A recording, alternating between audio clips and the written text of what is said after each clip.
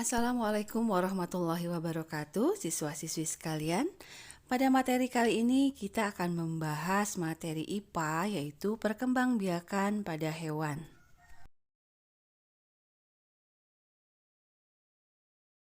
Perhatikan tabel berikut ini.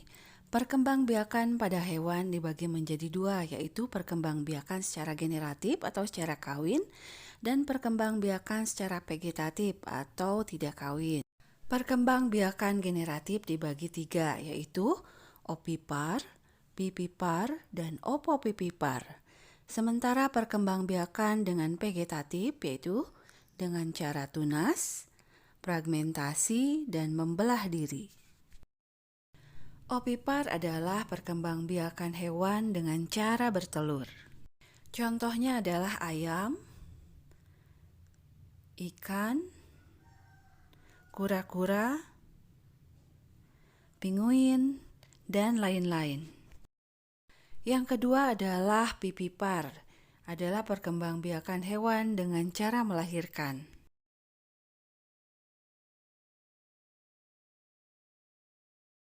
Pembuahan terjadi di rahim induk betina. Ovum yang telah dibuahi sperma disebut zigot. Zigot lalu tumbuh dan berkembang di dalam rahim hewan vivipar dan disebut embrio. Masa tumbuh dan berkembangnya embrio ini disebut masa kehamilan. Contoh hewan yang berkembang biak secara vivipar adalah paus, kelinci, kucing, sapi, dan masih banyak lagi.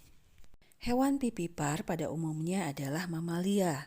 Ciri-cirinya adalah memiliki daun telinga, memiliki kelenjar susu, tubuhnya ditutupi dengan rambut, menyusui, dan keturunannya berkembang di dalam tubuh induknya sebelum melahirkan.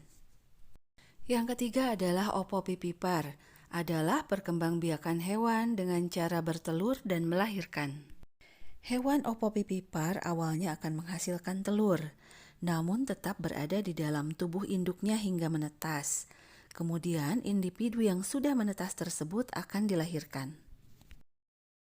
Perbedaan ovipar dengan opovivipar adalah pada ovipar telur menetas di luar tubuh induknya, sedangkan pada opovivipar telur menetas di dalam tubuh induknya. Contoh hewan yang berkembang biak dengan cara opovivipar adalah kadal.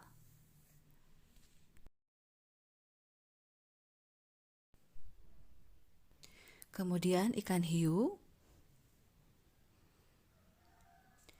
kuda laut. Hal yang unik pada kuda laut adalah jantan dan betina dapat melahirkan. Kenapa demikian? Karena hewan ini termasuk hewan hermaprodit, yaitu berkelamin ganda. Hewan lain yang berkembang biak secara opovivipar adalah platypus, sebagian dari serangga seperti kecoa, dan masih banyak lagi. Perkembangbiakan secara vegetatif. Yang pertama adalah tunas. Ini berlaku pada hewan hidra. Dimulai dengan munculnya tunas kecil pada hidra dewasa, tunas kecil tersebut akan tumbuh dan berkembang menjadi organisme baru yang melekat pada hidra dewasa sebagai induknya. Setelah tunas yang menempel pada induknya tersebut dianggap sudah dewasa dan mampu menangkap makanannya sendiri, maka tunas akan melepaskan diri untuk menjadi organisme baru. Kedua adalah fragmentasi, yaitu berkembang biak pada hewan dengan teknik memutuskan bagian tubuhnya atau memotong tubuhnya untuk membentuk organisme baru.